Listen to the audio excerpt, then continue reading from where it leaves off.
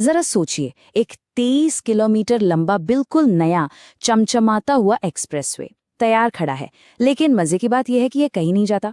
है ना, ये एक अजीब पहेली। एक तरफ अरबों की लागत से बना इंफ्रास्ट्रक्चर और दूसरी तरफ वही रोज का ट्रैफिक जैम। आखिर ये माजरा क्या है? तो चलिए आज इसी पहेली को सुलझाते हैं। हम इसकी तह तक जाएंगे कि आखिर क्यों इतना बड़ा प्रोजेक्ट बनने के बावजूद लोगों को वो राहत नहीं मिल पा रही जिसका उन्हें बेसब्री से इंतजार था। ये सिर्फ कंक्रीट और तारकोल की कहानी नहीं है, बल्कि प्लानिंग और अमल से जुड़े एक बहुत बड़े सबक की कहानी है। देखिए, स्क्रीन पर जो दो तस्वीरें हैं ना, वो इस पूरी कहानी का सार हैं। एक तरफ 23 किलोमीटर की एक शानदार सड़क जो तरक्की का प्रतीक है, और दूसरी तरफ वही पुरानी हकीकत, गाड़ियों की लंबी कतारें जो टस से मस नहीं हो रही। तो सवाल यही है कि इन दो तस्वीरों के बीच ये खाई आई कहाँ से?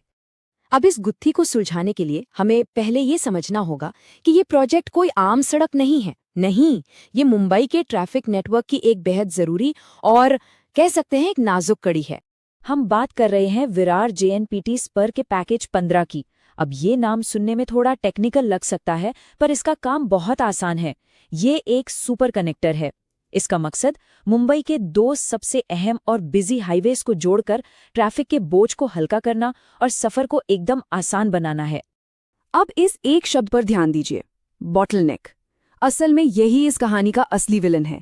ये एक्सप्रेसवे ठीक उस जगह बनने वाली ट्रैफिक की रुकावट को खत्म करने के लिए डिजाइन किया गया था जहां विशाल समृद्धि महामार्ग खत्म होता है। मतलब इस प्रोजेक्ट का एकमात्र मकसद ट्रैफिक के इस जाम को जड़ से मिटाना था। तो फिर गड़बड़ कहाँ हुई, ये जानने के लिए चलिए इस एक्सप्रेसवे पर एक वर्चुअल सफर करते हैं।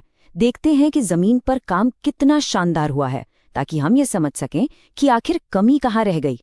हमारा सफर शुरू होता है आमने इंटरचेंज से, जो इस 23 किलोमीटर्स के स्ट्रेच का स्टार्टिंग पॉइंट है। जैसा कि हम देख सकते हैं, यहाँ सब कुछ एकदम चकाचक तैयार है। एक खुली चौड़ी सड़क जो आगे एक आरामदायक सफर का वादा करती है। जैसे जैसे हम आगे बढ़ते हैं, सड़क की क्वालिटी बेहतरीन है। एकदम चिकना तारकोल, नए नए साइन बोर्ड्स और सेफ्टी बैरियर्स, सब कुछ अपनी जगह पर है। इसे देखकर तो ऐसा ही लगता है कि बस रिबन कटने की देर है और गाड़ियां इस पर दौड़ने लगेंगी। और ये 23 किलोमीटर का शानदार सफर खत्म होता है पिंडारीपाड़ा टोल प्लाजा पर, जो पूरी तरह से बनकर तैयार है। मतलब शुरुआत से लेकर अंत तक ये पूरा एक्सप्रेसवे इस्तेमाल के लिए लगभग रेडी है। तो फिर हम उसी सवाल पे वापस आ जाते हैं। अगर सब कुछ इतना परफेक्ट है, सड़क तैयार है, टोल प्लाजा तैयार है, तो असल में दिक्कत क्या है? इस पूरी कहानी का सस्पेंस इसी एक सवाल में छिपा है। 23 किलोमीटर की शानदार सड़क, लेकिन फिर भी बंद क्यों? इसका जवाब किसी बड़ी तकनीकी खराबी में नहीं, बल्कि एक बहुत छोटी सी जगह पर अटका हुआ है। यकीन करना थोड़ा मुश्किल है, पर सच यही है। ये पूरा का पूरा विशाल प्रोजेक्ट, ये 23 किलोमीटर का एक्सप्रेसवे सिर्फ और सिर्फ एक पॉइंट पर आकर रुक जाता है। एक ऐसा पॉइंट जिसने पूरे नेटवर्क को ठप कर दिया है। फ्लैट्सकार्ट के विश्लेषण से ये पता चलता है कि समस्या की जड़ है वड़ाव पे इंटरचेंज। ये वो क्रूशल जंक्शन है जहां इस नए एक्सप्रेसवे को पुराने हाईवे से जुड़ना है, और यहीं पर काम अधूरा है। वजह? कुछ गोदामों को हटाने की क्लियरेंस अभी बाकी है, और इस एक अकेली रुकावट का अंजाम ये है कि पूरा 23 किलोमीटर का तैयार एक्सप्रेसवे बस एक शोपीस बनकर रह गया है। ये जो स्थिति है ना, ये हमें सिर्फ एक अधूरे प्रोजेक्ट की कहानी नहीं सुनाती, बल्कि इंफ्रास्ट्रक्चर प्लानिंग की दुनिया का एक बहुत बड़ा और बहुत महंगा सबक सिखाती है। इस हालत को समझने के लिए ये मिसाल एकदम सटीक बैठती है।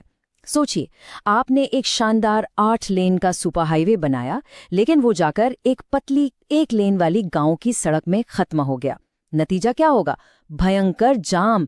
और यहां भी ठीक यही हो रहा है। इस पूरी कहानी की विडंबना को समझने के लिए बस इस एक आंकड़े को देखिए, 23 किलोमीटर।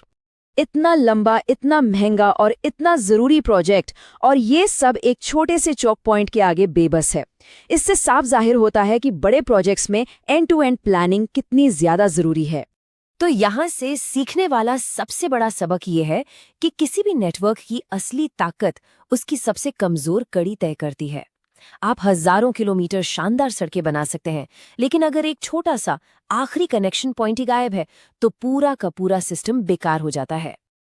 और ये हमें एक बहुत ही अहम सवाल पर लाके खड़ा कर देता है। क्या बड़े प्रोजेक्ट्स में 99% काम पूरा हो जाना असल में 0% के बराबर है, अगर वो आखिरी 1% ही पूरे सिस्टम को चालू करने की चाबी हो? इस पर सोचना बहुत ज़रूरी है। अगर ये विश्लेषण दिलचस्प लगा और रियल एस्टेट की दुनिया से जुड़ी ऐसी ही और भी गहरी और अनसुनी कहानियों को जानना चाहते हैं तो फ्लैट्सकार्ट के साथ जुड़े रहें।